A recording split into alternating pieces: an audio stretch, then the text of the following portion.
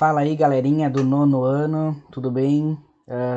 Eu vou passar para vocês nesta semana sobre fotografia. É um pouquinho do mundo da fotografia. Então, por isso que eu coloquei ali o nome dos slides de fotografia básica, né? Porque a gente vai abordar aqui apenas um pouco disso, tá? Então,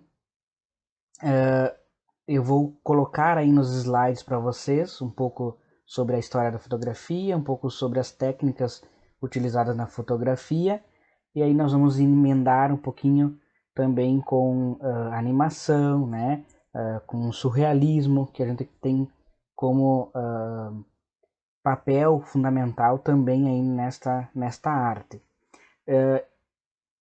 Na semana passada, né, vocês viram o conceito de artes,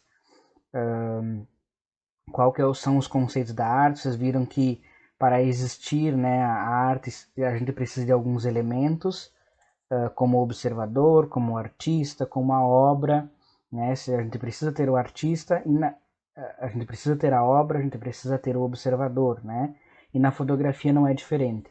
Então, ela se encaixa, essa aula que vocês tiveram na semana passada, se encaixa muito bem na agora na fotografia, né? Porque a gente precisa do artista, que é aquele que vai fotografar, o fotógrafo. Nós precisamos do observador. Se a gente tirar a foto, alguém tem que olhar, né? Alguém tem que ver essa foto. E a gente precisa então, e o meio é a obra, o meio é a foto, né? A obra. E também vamos ter os elementos aí com a função. Eu acho que a fotografia ela se encaixa em todas as funções, porque depende do que o fotógrafo quer transmitir. Então ela pode ser uma fotografia pragmática, uma fotografia naturalista, uma formalista, né? Então eu acho que a fotografia aborda todas essas funções, tá? Pode ser separadas ou também ela pode ser junta, né? Ela pode abordar tudo isso junto. Então, o que vocês viram na semana passada, e por isso que foi um dos primeiros assuntos, é porque isso vocês vão ver aí ao longo de todos os estudos que a gente for fazer, tá? Então, vamos iniciar com a fotografia e depois aí no final eu explico como serão as atividades, tá? Vamos lá. Então, iniciando pela diferença entre analógico e digital. Vocês provavelmente, não sei se devem conhecer a fotografia analógica, né? É algo que já saiu há algum tempo aí do mercado, né? Mas para vocês saberem a diferença, né, entre fotografia digital e analógica. Então, a fotografia digital, ela, ela é feita com uma câmera digital, né? Como eu coloquei aqui no slide, ela é feita com uma câmera digital ou até mesmo o celular, né? E ela resulta num arquivo de computador, um arquivo que tu pode manipular, tá?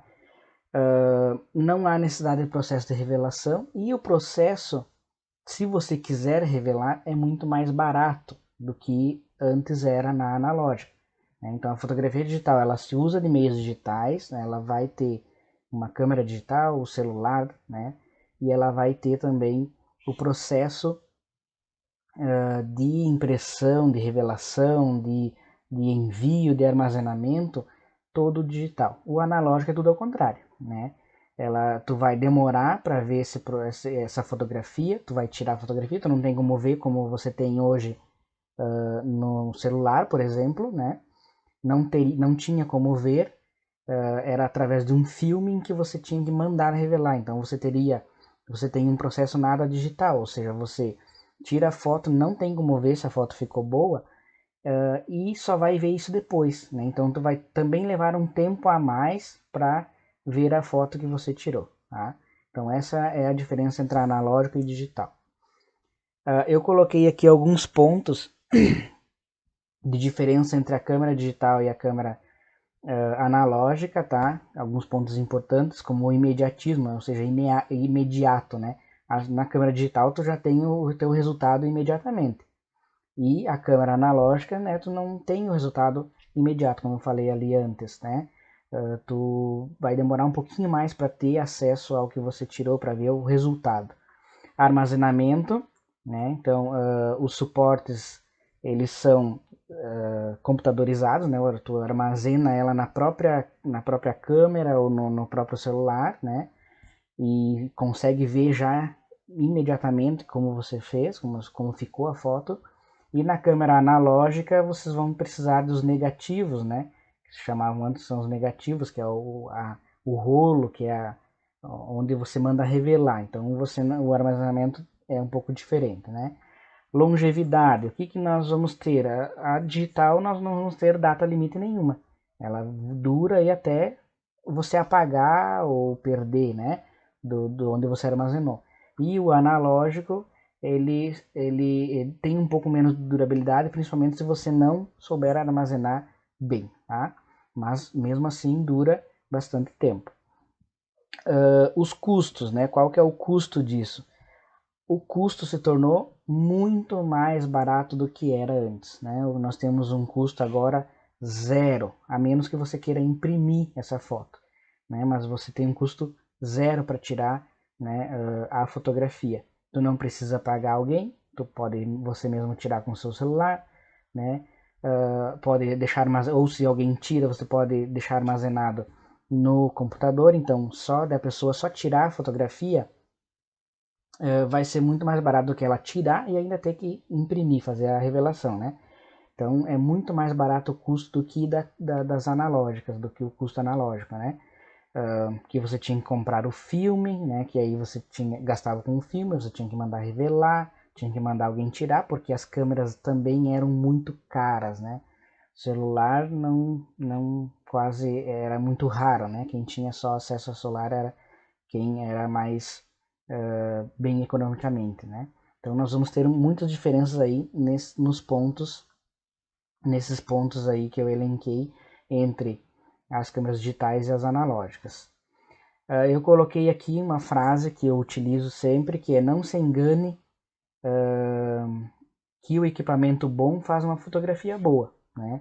Primeiro estude. Por quê? Porque não adianta você ter uma câmera moderna, super boa, né, da última geração e não souber utilizar, não saber as técnicas para que isso fique bom, tá? Então tu tem que estudar um pouquinho sobre fotografia para você tirar fotos melhores, tá?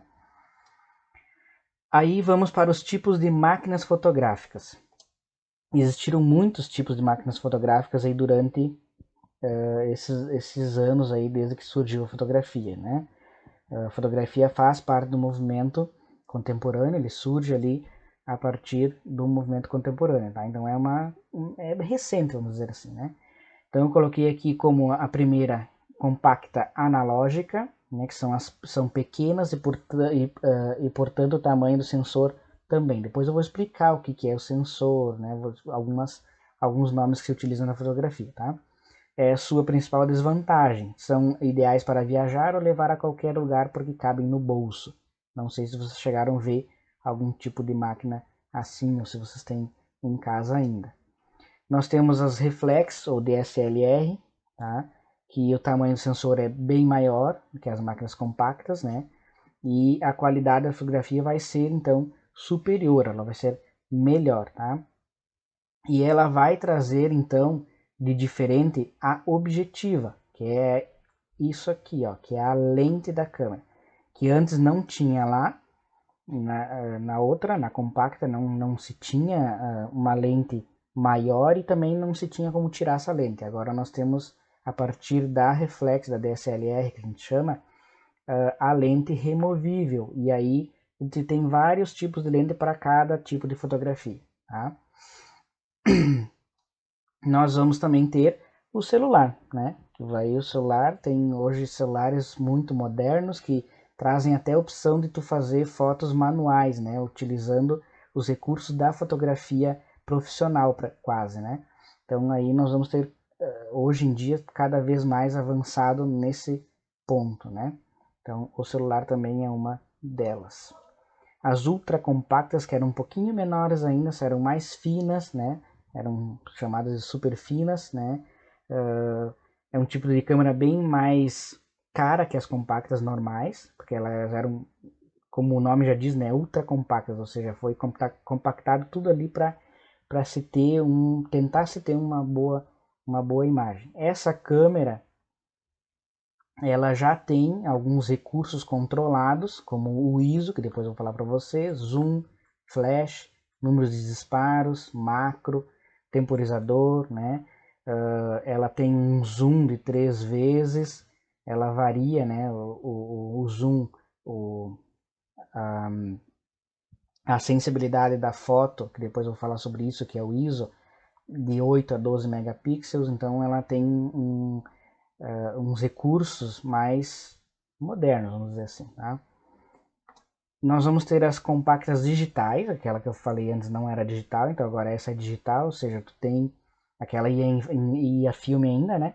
Essa agora a gente já não tem mais o filme, né? Então essa é um pouco de diferença e ela tem um pouco mais de zoom, né?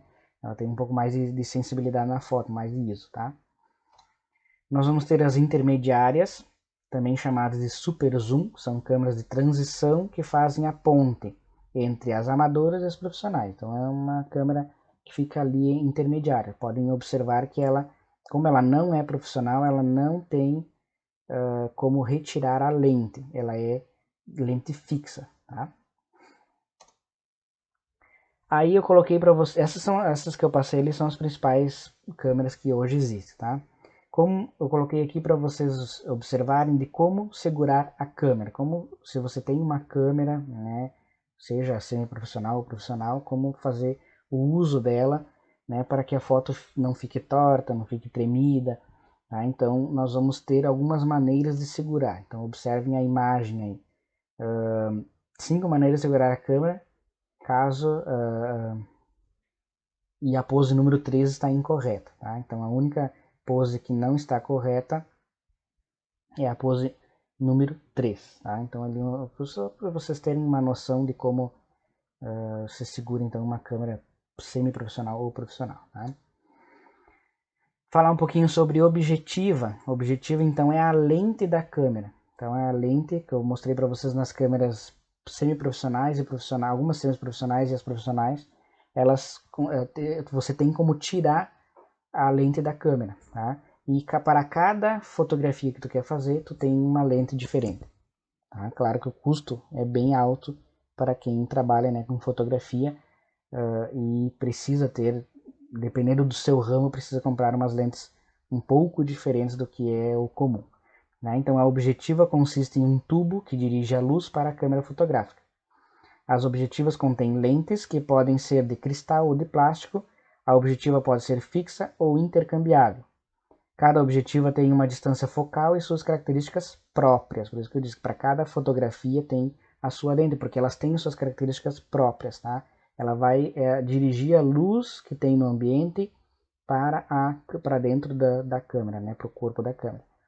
Elas podem ser de cristal, que custam um pouco mais caro, vamos dizer assim, né? Do que as de plástico, tá? Aqui eu coloquei 3 imagens para vocês observarem a diferença. Eu tenho 3 lentes diferentes aqui. Isso aqui não é a câmera, é a lente, tá? Que faz esse tipo de imagem. Eu coloquei aqui, ó, uma lente 14 milímetros. Olha como é a foto da lente 14 milímetros. Uma lente 35 milímetros e uma lente 50 milímetros. Qual é a diferença entre essas fotografias aí? É a distância, né? É a distância focal delas. Olha aqui, na 14 milímetros nós vamos ter uma ampliação maior da foto. Eu consigo ver ela, consigo ver mais, né? Mais detalhes da foto, tá? Na 35 eu vou diminuir um pouquinho, ela vai fechar a abertura dela, né? Ela vai ter menos distância, como se você estivesse mais perto do objeto, e a 50 milímetros ainda, né? Ela vai aproximar mais ainda. Então, para longas distâncias eu preciso aumentar aqui o número, né? Mas isso depois a gente vai ver na sequência. Coloquei aqui, ó, mais 105 milímetros.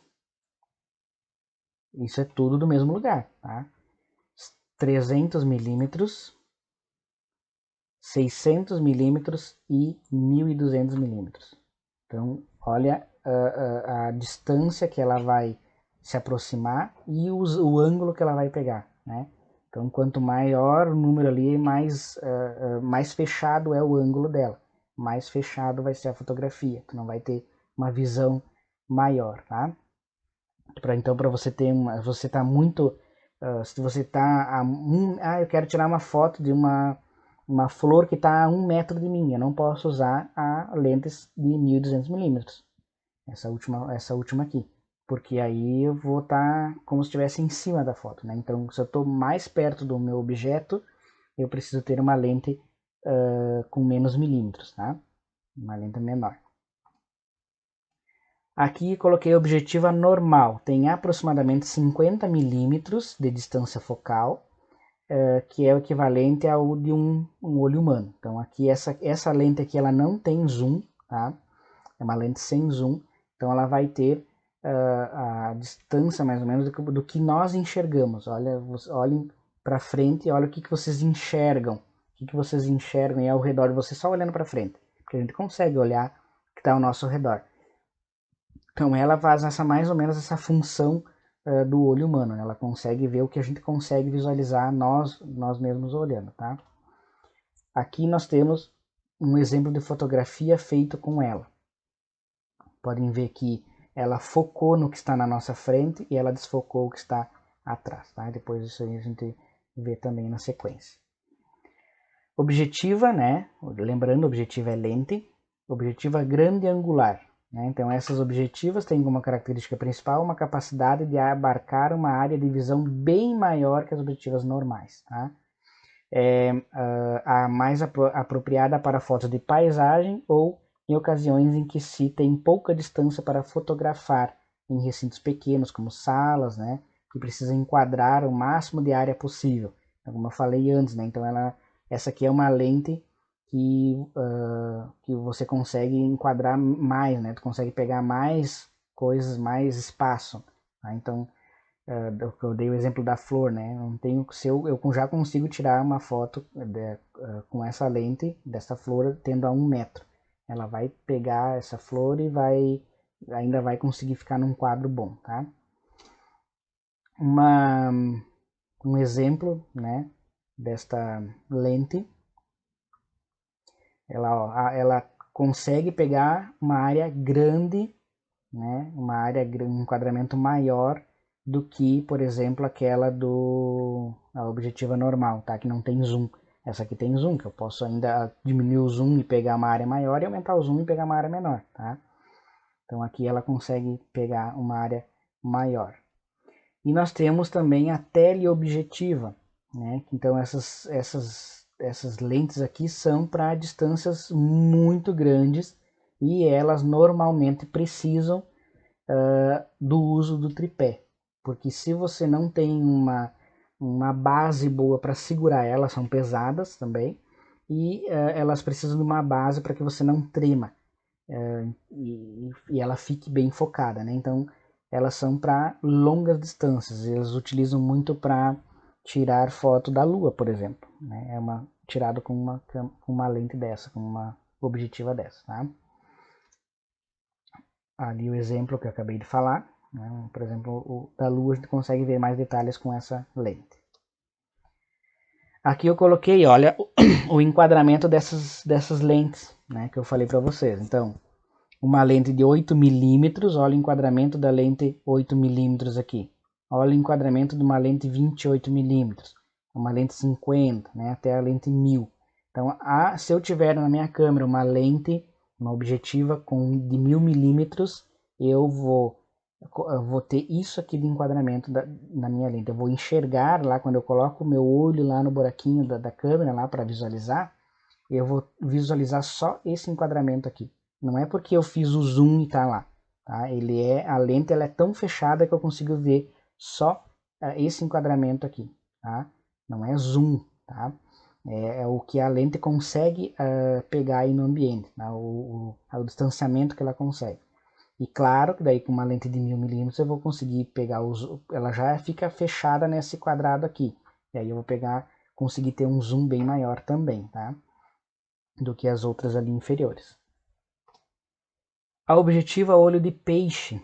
Também nós temos uma lente que ela consegue pegar um ângulo de 180 graus, como tem aí na foto.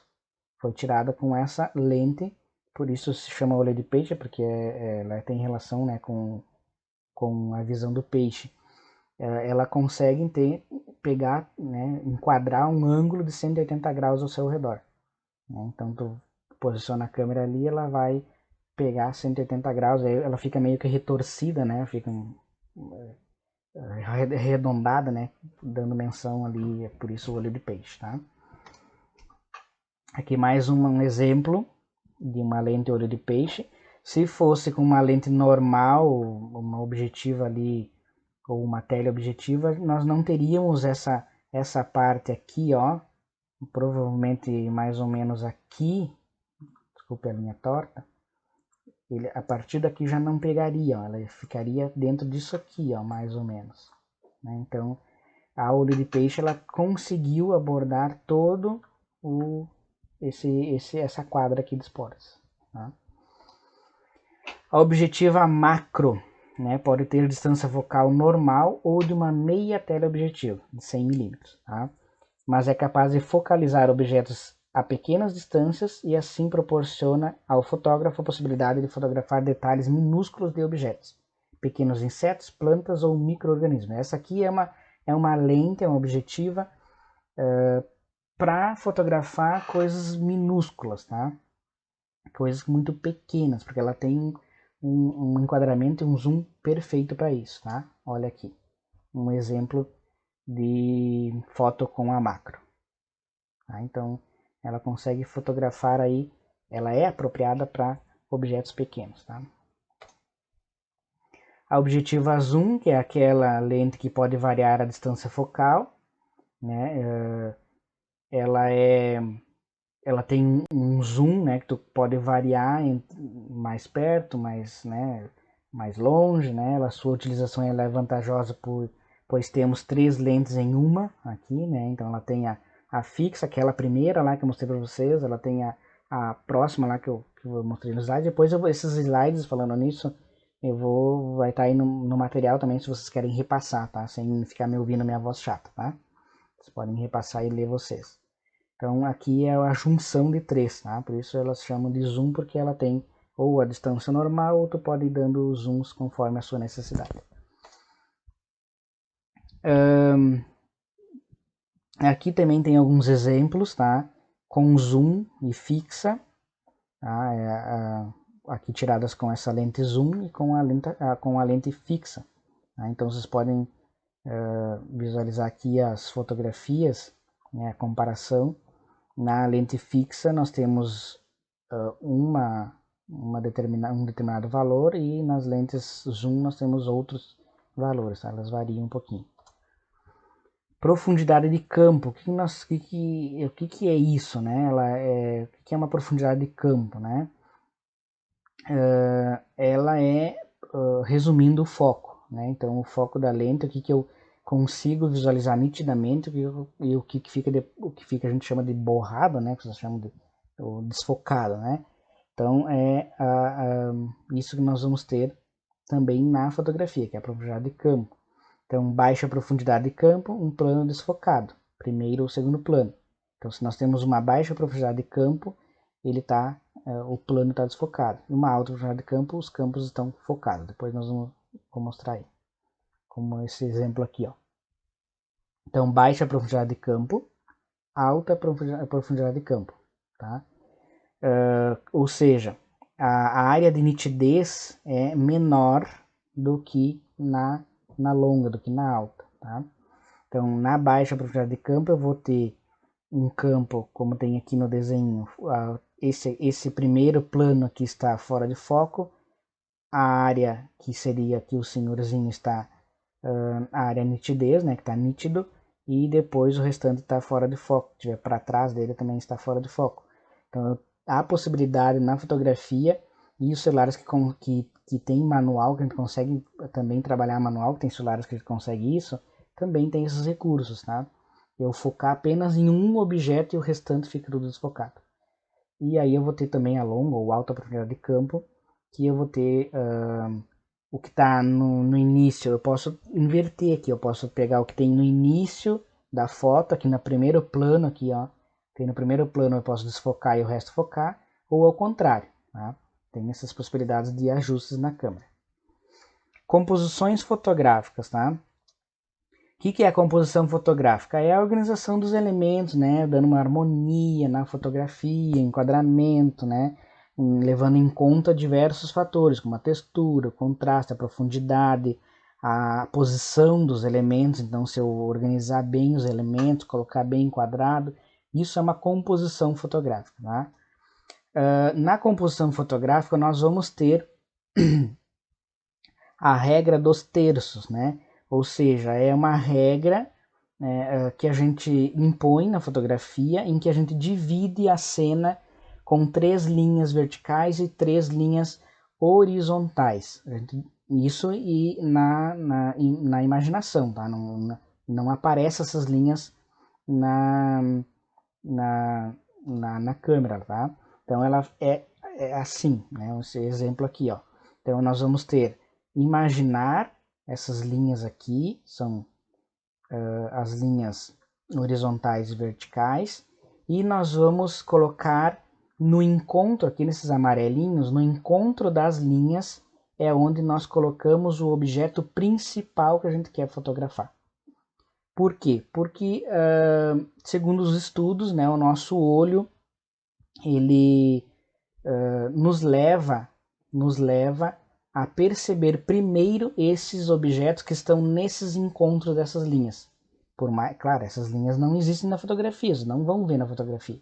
Então é uma coisa que nós colocamos na nossa imaginação, o fotógrafo faz, né?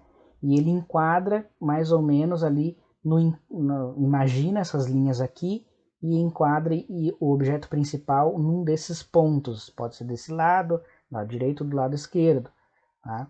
Então, o objeto principal ficando num desses pontos, nesses encontros dessas linhas, ele leva ao olho humano a observar primeiro esse objeto. Então, quando eu olho uma fotografia que está enquadrada na regra dos terços, a primeira coisa que eu percebo que fica em destaque é o objeto que eu estou tentando que eu fotografei, que é o destaque da foto, tá? Então, se não tivesse esses pontos aqui, ó, o olho de vocês levaria automaticamente a olhar primeiro o menino que está aqui deste lado, tá? Então essa é a regra dos terços. Tu coloca no encontro, tu imagina esses encontros e tu coloca nesses pontos aí o que você quer que chame primeira atenção do observador, tá? Também nós temos o ponto de fuga. Né? O ponto de fuga surge lá no Renascimento ainda, lá na idade, depois da Idade Média, né? Principalmente com Leonardo da Vinci, que utiliza muito a perspectiva, e isso aí é utilizado na fotografia. Né? Então o ponto de fuga é para onde as linhas se convergem, né? Onde as linhas vão se encontrar. Então vocês podem ver que o ponto de fuga, botei a minha bolinha vermelha, podem ver que todas as linhas retas vão de encontro a esse ponto vermelho aqui, ó, a esse meio aqui. Ó. Esse meio aqui significa ponto de fuga. Então, se eu quero uma fotografia harmoniosa, eu vou colocar, fazer com que os objetos que estão sendo fotografados, eles façam essa perspectiva, né? Então, é uma das composições que a gente pode fazer na fotografia. Nós também temos os planos de tomada, né, que são 3 tipos de planos, que são os ângulos, né, do que a gente tira a fotografia, que é o plano americano, o plano fechado e o plano de corpo inteiro. Então a gente tira as fotografias, né, faz a fotografia utilizando um desses 3 planos. Né. Uma coisa que é utilizado, sempre os fotógrafos dão como dica, é na hora de você tirar, você cuidar para não cortar a foto bem em uma das dobras do nosso corpo. Por exemplo, podem ver que aqui no plano americano, nós temos aqui a fotografia, ela foi cortada aqui, ó. Se ela tivesse, ela não é indicado cortar nas dobras do corpo, né? Então é uma coisa que vocês podem cuidar também na hora de tirarem a foto de vocês, vai ficar uma foto bem mais harmoniosa, tá? Então cuidem para, aqui foi um pouquinho mais acima do joelho, né? Então é uma dica para vocês aí. Exposição da fotografia. né, que a gente chama de fotometria. Nós vamos ter três elementos que compõem a fotometria, tá? Que é o ISO, que é a sensibilidade da foto, ou seja, resumindo, são os pixels, né? Sabem quando vocês abrem as imagens que fica tudo uns quadradinhos assim, isso aí se chama pixel, né? Então, a fotografia, nós temos o controle disso na foto, em câmeras profissionais e celulares que têm a possibilidade de trabalhar manual. Então, nós vamos ter o ISO, que é a sensibilidade da foto, né? Ou seja, os pixels, a sensibilidade dela, o granulado, né? O fio vai ficar um granuladinho assim, que fica ruim de visualizar, aparece, né? Então, o fotógrafo sempre vai tentar tirar essa sensibilidade, né? Esse granulado para que ela fique uma foto boa, tá? O outro é o diafragma, que é a entrada de luz, é a abertura da câmera. Então, quando a gente abre, entra mais luz e a foto vai ficar mais clara ou mais escura. E o obturador, né? Que é o tempo de exposição. Vamos ver cada um desses aí. Começando então pelo diafragma. O diafragma, então, ele fica na objetiva. O que é a objetiva? A lente, então ele fica na lente, tá? E ele é a variável que a gente chama é F, então a gente chama o diafragma F, tá? A sua escala, né, da maior a menor, é F1, F1.4, F1.8. Então, aqui os números, vocês têm que pensar aqui um pouco ao contrário, tá? Então, eu tenho o F1, ele é uma abertura maior, tá? Do que o F1.4. Quanto menor o número, maior a abertura. Tá? Quanto maior o número, menor a abertura. Só pensar o contrário um pouco. Aqui eu coloquei a imagem. Ó. Olha aqui, ó, F2.8, olha a abertura. Tá? Uma abertura grande. Tá? F5.6, aumentou o número, diminuiu a abertura. F8.0, F8. Aumentou o número, diminuiu mais a abertura. E F.11, aumentou o número, diminuiu a abertura. Então é o contrário. Menor o número, maior a abertura. Tá? Maior o número, menor a abertura. Então aqui é a abertura de luz na câmera. Tá? Então vocês vão controlar a entrada de luz na sua foto, na sua câmera. E também vai dar destaque aqui à profundidade de campo. Tá? Então, assim, se eu tiver um f2.8 colocado aqui, olha, vai entrar muita luz. É como se você tivesse uma cortina na sua casa e abrisse toda a cortina, né, num dia bem ensolarado. Abre toda a cortina. Essa aqui é a abertura maior que tem. E aí você vai fechando um pouquinho a cortina até chegar ali a um ponto bem que deixa só um pouquinho da cortina aberta, tá? Vai entrar menos luz. Né? Então é só vocês fazerem essas comparações assim, tá?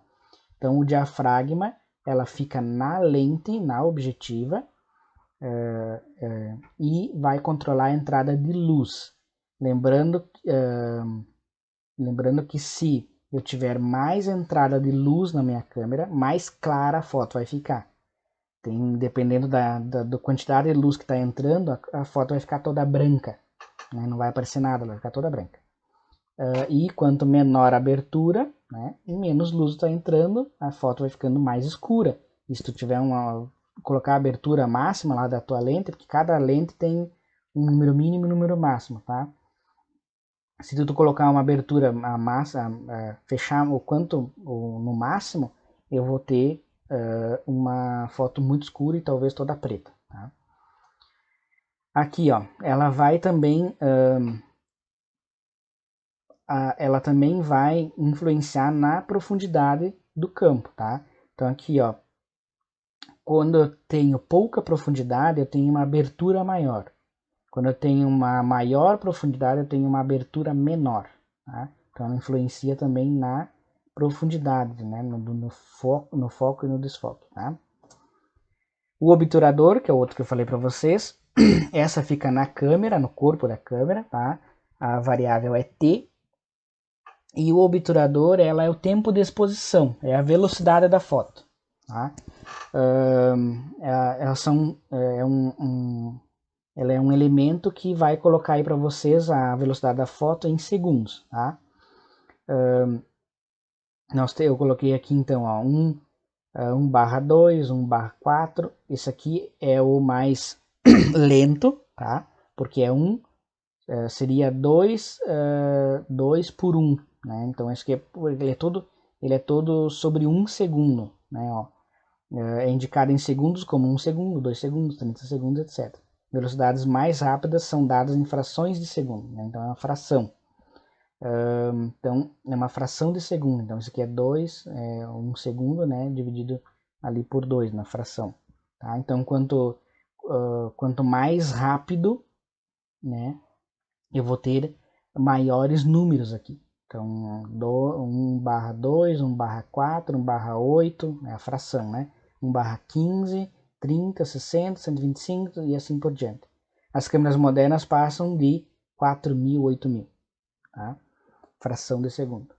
Então, quanto maior o número, mais rápida a foto é tirada, né? Então, a função é controlar a entrada de luz também, por meio do tempo de exposição, né? E quanto mais tempo, mais luz entra. Então, o fotógrafo, o profissional ou semi-profissional, ele vai ter que controlar o diafragma, né, que é a abertura, junto com o obturador, que é que também controla a entrada de luz por meio dos segundos, da velocidade da fotografia, né? Então, vocês já viram de repente aquelas fotos que é tirada ou de pessoas ou de carros que fica um rastro atrás, né? Como se tivesse ele tivesse feito várias fotos, né? Ele ficou um rastro atrás, é porque teve o obturador ele ficou mais tempo exposto à luz, tá? Ele ficou 30, ele ficou 60, ficou mais tempo exposto. Se eu quero, tem uma criança brincando, como é que eu vou tirar uma criança brincando que se mexe o tempo todo e, né, que se tu tirar a foto, ela fica a foto borrada, né, fica aquele rastro. Eu preciso aumentar a velocidade então da entrada de luz, ou seja, então eu vou partir aqui para as frações de segundo. Então uma criança brincando, pulando, por exemplo, num pula-pula, vamos supor, eu vou precisar usar no mínimo assim, dependendo da velocidade que ela está pulando, 1/250, né?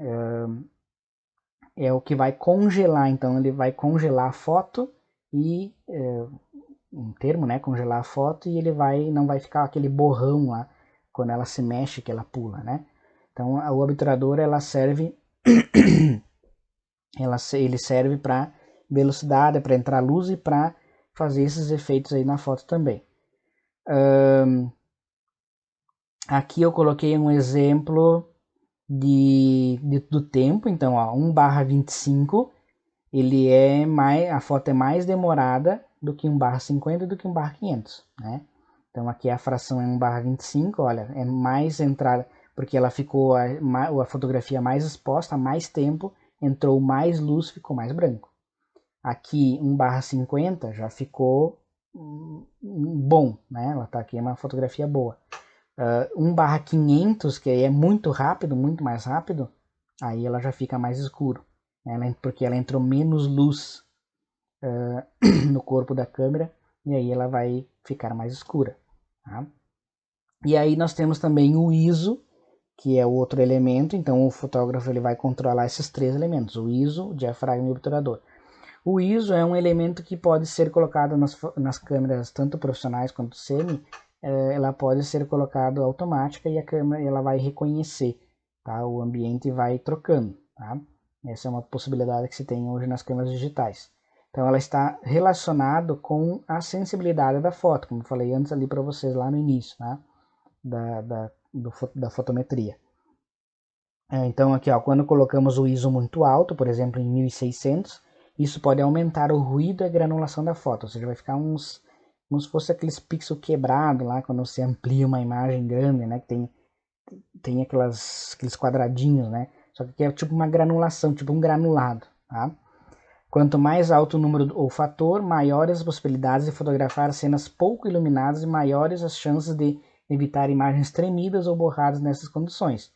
Então tu vai ter que, em lugares escuros, tu é obrigado a aumentar o ISO, mas aí tu vai controlar os outros, né? Tu vai controlar o diafragma e o obturador, mas tu vai ter que aumentar o ISO para poder fotografar em ambientes escuros. Ele vai sair uma foto mais nítida, tá?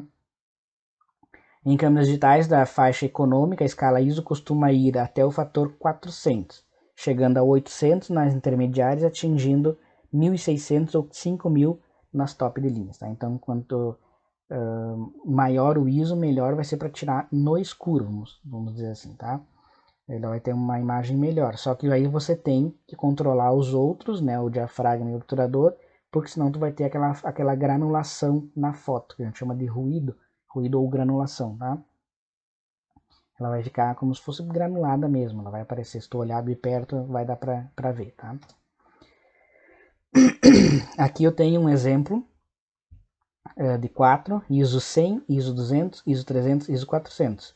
Então, por isso, ó, quanto maior o ISO, melhor fotografia, melhor para fotografar na noite, porque ele vai entrar mais luminosidade, ele vai ter uma sensibilidade maior, tá? Então, por isso que eu falei antes, coloquei ali nos slides, eu falei que o ISO, quanto maior, né, melhor para fotografar à noite, porque ela vai ter mais entrada, mais sensibilidade ali na lente. Tá? Então, quanto menor, aqui o ISO 100 nessas condições de luz, o ISO 100 é o ideal. Tá? No ISO 400 aqui estourou, vamos dizer assim, estourou a foto, né? Ficou quase toda branca. Claro, se tu controlar o diafragma obturador, tu pode com o ISO 400 chegar a mais ou menos nessa foto aqui do ISO 100. Mas aí, quando tu aproximar a foto, tu vai ver todos os granulados, porque não eram as condições para usar o ISO 400, tá? Aqui um exemplo, eu não sei se vocês vão conseguir ver no vídeo. Olha a foto granulada como fica. Né? Então aqui é um ISO super alto. Né? Foi utilizado um ISO alto. Então o ISO, se tu não cuidar, ele acontece isso aí na foto. Tá? Aqui eu coloquei uma tabelinha, então, para vocês saberem a diferença, né, entre a abertura, o ISO e a velocidade. Então a abertura é o diafragma, tá? O ISO, a sensibilidade da foto, e a velocidade, que é o obturador, tá? Que é o tempo de exposição. Então aqui, se eu tenho um baixo ou pequeno, tá? Se eu tenho uma abertura pequena, uma abertura baixa, eu vou ter muita profundidade de campo e mais escuro.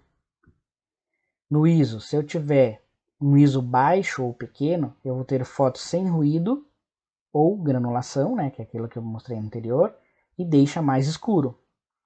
E se tem uma velocidade baixa, eu vou ter o efeito de rastro e deixa mais claro. Como eu falei, aquele exemplo lá daquele carro que fica aquele rastro, ou da própria criança brincando, que quando, né, se mexe muito fica o rastro, né? Então ela vai controlar isso, né? O baixo ela vai deixar o efeito de rastro. Então se tu tiver uma velocidade baixa, 1 segundo, 2 segundos, 3 segundos, 30 segundos, ela vai fazer esse efeito aí, tá? Vai fazer esse rastro aí. Então, tem aquelas, muitos tiram de uma avenida, né, que tem os veículos que aparece daí de noite, que aparece daí o rastro das luzes do veículo. Então é porque foi deixado ali no mínimo uns 30 segundos a foto tirando. Ou seja, o que que acontece? Ele lá no corpo da câmera, ele tem uma abertura, né, e essa abertura ela vai se abrir, né, por 30 segundos, ou seja, vai ficar 30 segundos entrando aquela imagem, entrando aquela luz, né? E aí ela fecha e faz a fotografia. Então é o tempo de exposição ali, né? Aí quando eu tenho o alto ou grande, uma abertura alta, uma abertura grande, pouca profundidade de campo e mais clara. Então eu vou ter os objetos mais nítidos mais perto e os mais longe vão ficar menos, e eu vou ter uma foto mais clara. O ISO alto, né? Nós vamos ter fotos com ruído ou granulação e deixa mais claro. Então eu vou ter a foto com aquela granulação, mas eu também vou ter uma foto mais clara. Então só que aí eu vou compensar essa claridade aqui com a abertura e a velocidade, tá? Para que a gente não fique as fotos com granulação. E a velocidade, né, que é o obturador, então eu vou uma velocidade alta, ou uma velocidade grande, para os objetos em movimento deixa mais escuro. Então lá ele para os que está em movimento, ele congela, né, que está em movimento e deixa mais escuro. Então aí eu tenho que controlar com o ISO e a abertura. Tá? Então o fotógrafo, profissional, ou até vocês mesmos, nas câmeras de celular que dá para fazer o controle manual, vocês conseguem ir brincando com isso e vendo, né? Colocando essas aberturas e a velocidade e observando o que acontece, né? Então, quando o fotógrafo ele vai num ambiente, vai tirar foto em algum lugar, ele vai colocar esses três elementos aí em harmonia para que saia uma foto boa, tá? Então, por isso que eu coloquei aquela frase lá bem lá, praticamente quase no início, né? Não adianta você ter um equipamento bom e não souber mexer, não souber tirar a foto, né? Se você colocar, por exemplo, o ISO lá em cima, que vai ficar todo granulado, aí tu tinha um equipamento super caro, adiantou tu ter um equipamento super caro, então não é o equipamento só que faz o fotógrafo, a sua experiência ou o seu estudo, não precisa nem ter tanta experiência, mas se você estudou para isso, tu consegue fazer boas fotos, tá? Nós temos um complemento na câmera fotográfica que é o flash. O flash ele fica nas câmeras profissionais e semi-profissionais, ele é a parte, né? Tu encaixa ele em cima, né? Nas outras câmeras, nas semi-profissionais já tem até o flash embutido, mas nas profissionais tu vai utilizar um flash externo, né? Então o flash ele serve então para ajudar na foto também, principalmente em lugares mais escuros. Aí nós temos na fotografia, como nós falamos em fotografia, fotografia faz parte da arte, tem muita gente que utiliza isso como meio artístico, né, e não como meio profissional. E aí nós vamos ter alguns processos também, como a fotomontagem, né, que é o processo de fazer uma composição fotográfica, né, como o nome já diz, uma montagem com fotografia. Né? Então, tu pode fazer uma montagem tirando várias fotos, depois tu vai lá e monta num software de edição de imagem, né? Que é uma das opções, né? Ou se tu ainda usa filme, tu pode revelar as fotos e montar mesmo manual, tá? Então é a fotomontagem, ou seja, tu vai fazer uma composição montando várias fotos. Isso com certeza vocês utilizam bastante, que eu sei, né, que vocês fazem montagem com a foto de vocês aí, é uma fotomontagem, né? Tu vai transformar uma foto, vai fazer uma foto com várias, montando várias, tá? Aqui é outro tipo aqui como eu falei para vocês, é quem utiliza como meio artístico, como fotografia artística. Então ele vai fazer uma fotomontagem aqui, no caso ele utilizou uma edição, ele só não, porque a foto que vocês montam, né, vocês só pegam fotos prontas e vão montando, como eu falei ali antes, né? Aqui é um meio artístico, então ele vai pegar, vai tirar uma foto e vai editar essa foto num software de edição, tá? Então vai montar, ela vai fazer uma composição, tá? Pode aí entrar até aqui no surrealismo, uma foto surrealista, que eu vou mostrar depois. Tá? Então a fotomontagem ela pode ser surrealista, né? Que é o próximo assunto que eu coloquei aqui, que é a fotografia e o surrealismo, né? O surrealismo surgiu na pintura e depois ele foi acrescentado aí na fotografia. Tá? Então a fotomontagem também não, se tu vai mexer ela num software de edição, também não deixa de ser surrealista, se for fazer como as que eu mostrei ali anteriormente. Então aqui foram fotos feitas por pessoas sem utilização do software, tá? Não, sem utilizar software nenhum, é só o ângulo, né, que foi tirado, como foi montado e o ângulo, né? Isso aqui é bem super fácil, super simples de fazer, basta tu enquadrar ela no ângulo correto. Então isso aqui não tem edição nenhuma nessa foto surrealista aqui, né? Não tem como tu, né, ela é considerada surrealista porque aqui ele foi enquadrado como se a pessoa fosse menor que a outra aqui, né? Como se fosse um gigante, né? Então, ela é considerada uma foto surrealista porque não é real, né? Ela teve uma montagem, faz parte do processo de montagem. Essa foto aqui da mulher grávida é uma fotografia minha. Aqui dá para observar alguns elementos, né? Eu, além de fazer a fotomontagem, eu coloquei ela na regra dos terços. Podem observar que quando você olha a fotografia, a primeira coisa que tu vai olhar é a mulher, né? Porque ela está enquadrada ali na regra dos terços, que leva o nosso olhar direto para ela. Né? Por isso esses pontos foram estudados, né, que levam o nosso olhar, o nosso cérebro a olhar diretamente para o que você quer que se destaque na fotografia. Animação e fotografia, né? Então nós temos uma animação, nós temos animações que utilizam da fotografia para serem feitas. Uma delas, não, o primeiro que eu coloquei aqui é o stop motion, que é uma técnica de animação, fotograma a fotograma, ou seja, quadro a quadro. Então tu tira quadro a quadro, cada movimento que tu for fazer daquele objeto, tu tem que fazer uma foto, porque isso se chama quadro a quadro, né? Tu vai fazer pode ser com uma máquina fotográfica, pode ser com uma câmera do celular, e tu vai ter depois a edição, vai ter que fazer a edição em algum aplicativo ou algum software que faça a edição de stop motion. Provavelmente isso é bem conhecido por vocês. Eu vou mostrar aqui para vocês. Eu vou mostrar aqui para vocês.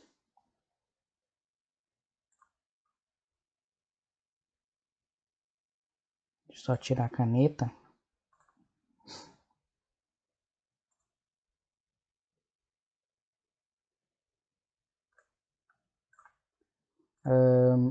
Aqui não tem som, tá? Essa aqui é um stop motion sem som. Mas podem observar aqui que é quadro a quadro, tá? Cada movimento que essa minhoquinha aqui eles fizeram é uma fotografia. Daí é colocado nesse software de edição e ele faz o movimento. Tem vários filmes que foram feitos utilizando essa técnica. A Fuga das Galinhas, não sei se alguém já assistiu, foi feita com essa técnica aí, tá? Então é uma técnica bem utilizada também hoje no cinema, tá? A outra técnica é pixelation, né? Que é uma técnica de animação de stop motion, na qual os atores daí são vivos, são as pessoas que fazem também fotos a quadro, só que você utiliza do seu corpo para fazer. Vamos ver esse aqui.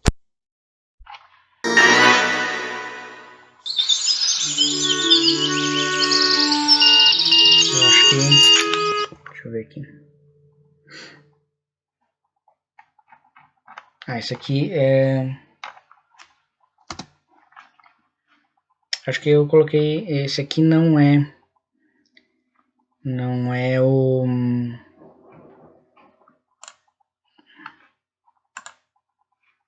Ui. Deixa eu voltar aqui. Esse aqui não é o Pixelation. Mas também um stop motion. O Pixelation tu faz com você, né? O seu corpo. Tá? Deixa eu colocar aqui. Esse aqui é um stop motion, tá? Utiliza com Lego. Vou só passar um pouquinho para vocês verem. Cada movimento é uma foto. O Pixelation, ele é com o corpo humano. Então, cada movimento que tu faz com o teu corpo, tu vai tirando uma foto, tá? Mas ele faz parte do stop motion, tá? Não vou passar tudo para não ficar muito... Já tá comprido o vídeo. O Claymation também é uma técnica, né, de animação, só que com modelos de barro, olha aí. Eles fizeram barro ou massinha, tá?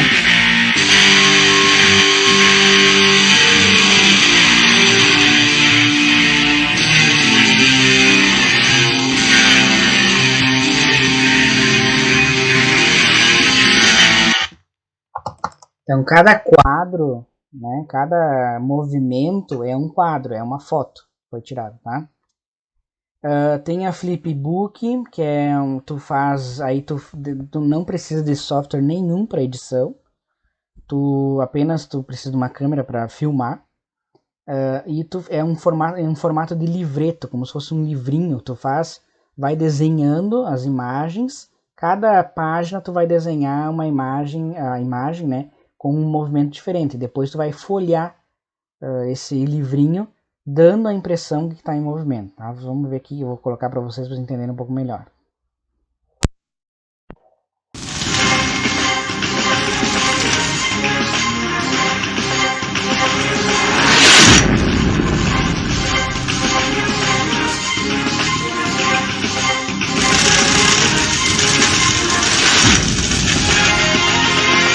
Olha só.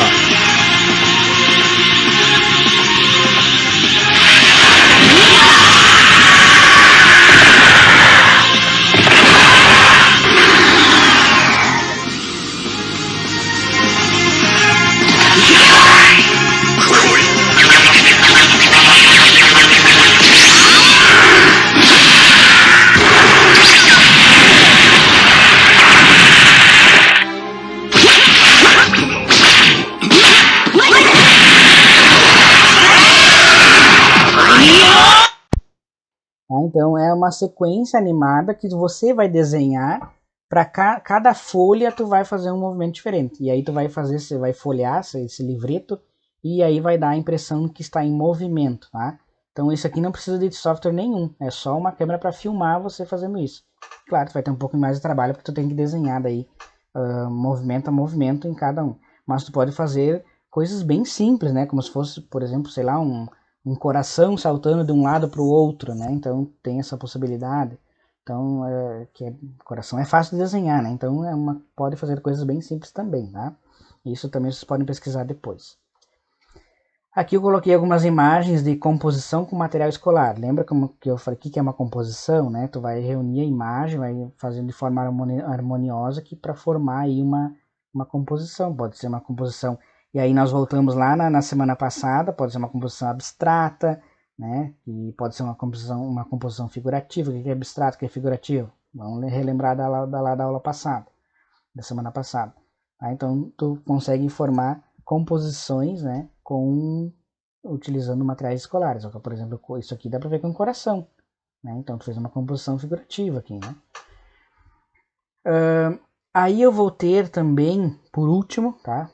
O último assunto é o chroma key, que é uma técnica, né, que surgiu aí para tirar o fundo, para você fazer tanto em filmagens quanto em fotografias, tirar o fundo e colocar outros fundos. Tá? O chroma key, né, é uma prática que permite que você troque o fundo da filmagem ou fotografia, simplesmente selecionando uma cor sólida e tornando-a nula. Ou seja, tu vai anular a cor que está no fundo. Essa cor, que cor que eles utilizam para fazer o chroma key?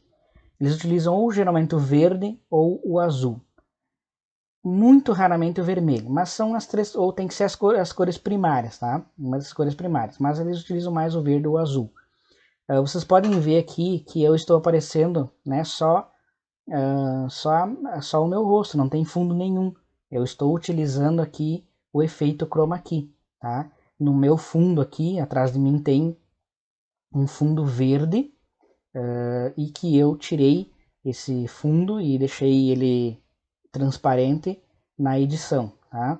Então tu vai conseguir tirar o fundo e colocar outros fundos. Eles utilizam muito isso no cinema, tá? Na televisão, no cinema, é muito utilizado esse efeito. Então, para fazer esse recorte, você vai precisar de um software, né, de edição de vídeos ou fotos. Com o software, transforme os pixels das cores selecionadas em transparentes, que é o meu caso aqui do vídeo, ou também vocês podem colocar uma nova imagem de fundo. É importante que o seu chroma key tenha uma tonalidade sólida, ou seja, ela tem que ser uma cor sólida, não pode ter diferenças de tonalidades, né? Sem variação de tom, para que sua seleção seja precisa e contemple toda a superfície que você quer cortar. Então tu vai cortar a superfície que está nessa cor e pode inserir outra imagem, pode deixar transparente, como é o caso do vídeo, tá? Algumas imagens aqui, algo de cinema, que é utilizado o chroma key.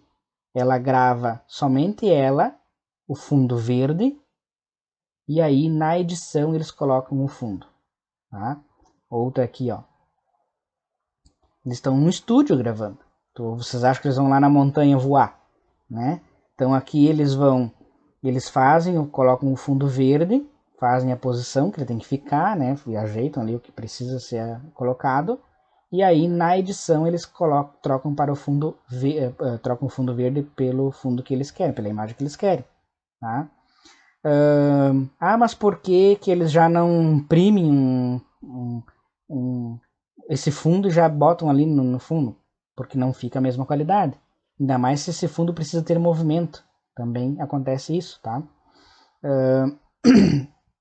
Então, é utilizado o efeito chroma key, que é o fundo verde, geralmente é verde, mas pode ser azul também, para depois a edição, por quê? Porque na edição é muito mais fácil tu tirar o fundo que só tem uma cor.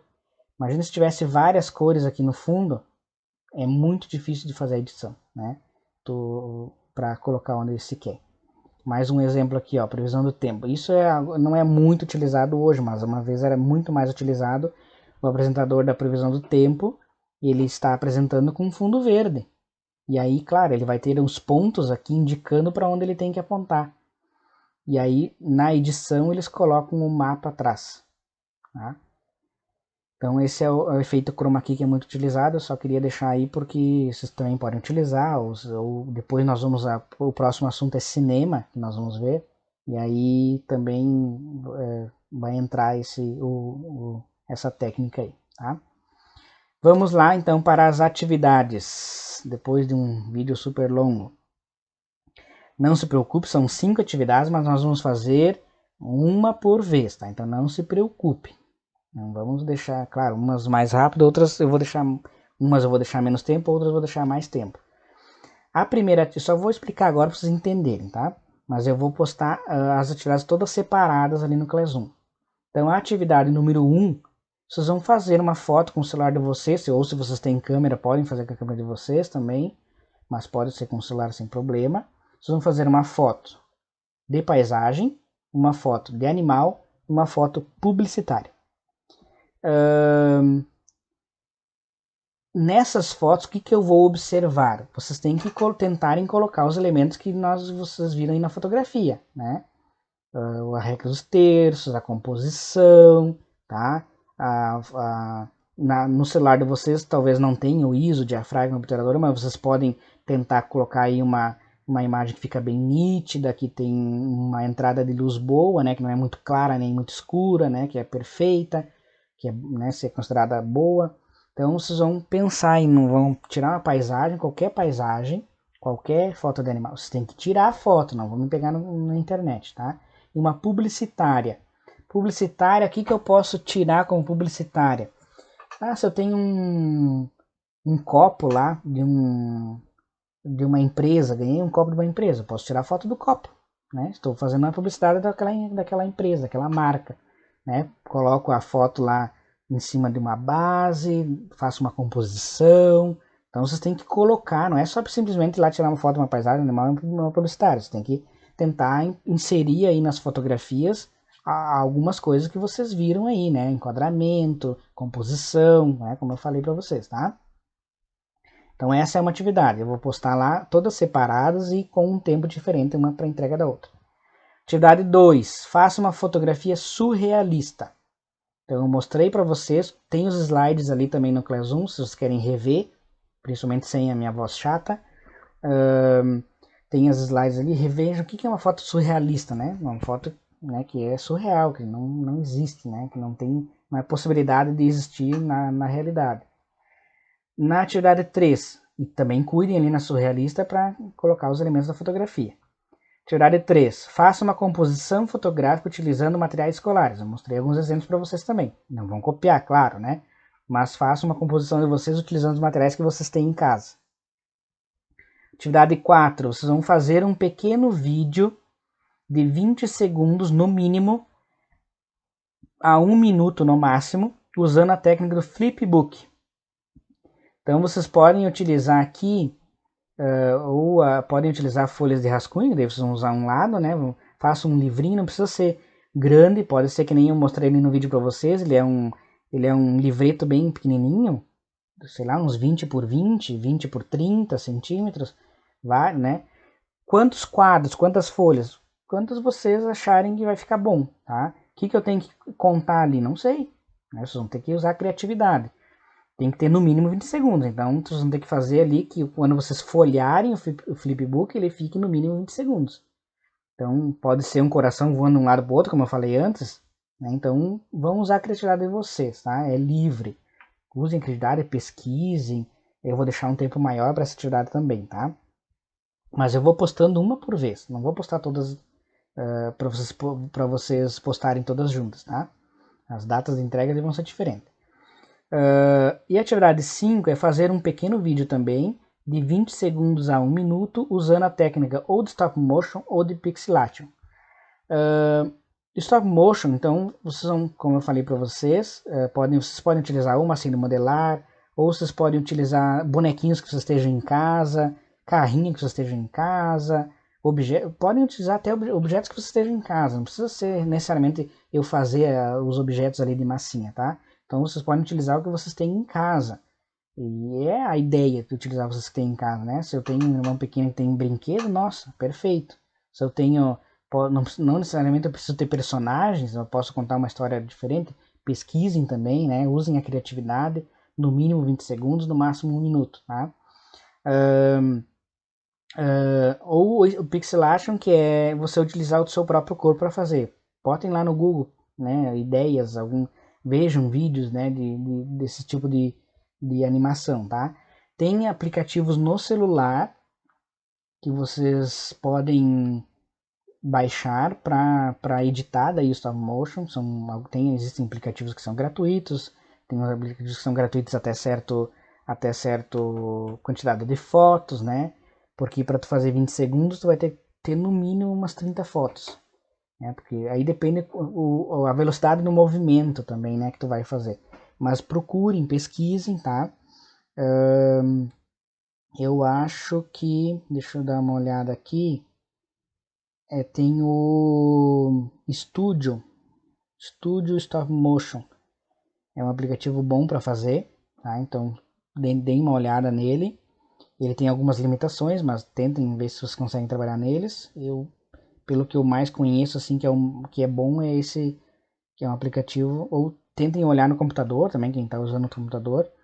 Tentem procurar aí algum software gratuito que faça essa montagem. Por quê? Porque ele vai pegar as fotos que vocês tiraram, vai colocar todas juntas e aí tu vai definir quanto tempo tu quer que passe essa foto, né? Para ele se transformar num filme. Tá? Então pesquisem, orem também, vou deixar um tempo maior, não se preocupem, para vocês fazerem essas duas últimas atividades principalmente, tá? Então, chega, né, por hoje. Essa é o assunto dessa semana. Junto aí agora com esse vídeo, então eu vou deixar os slides e já algumas atividades abertas para que vocês já vão fazendo, já com as datas, já vão olhar aí para ir fazendo, tá? Certo? Fiquem em casa se puderem e até a próxima.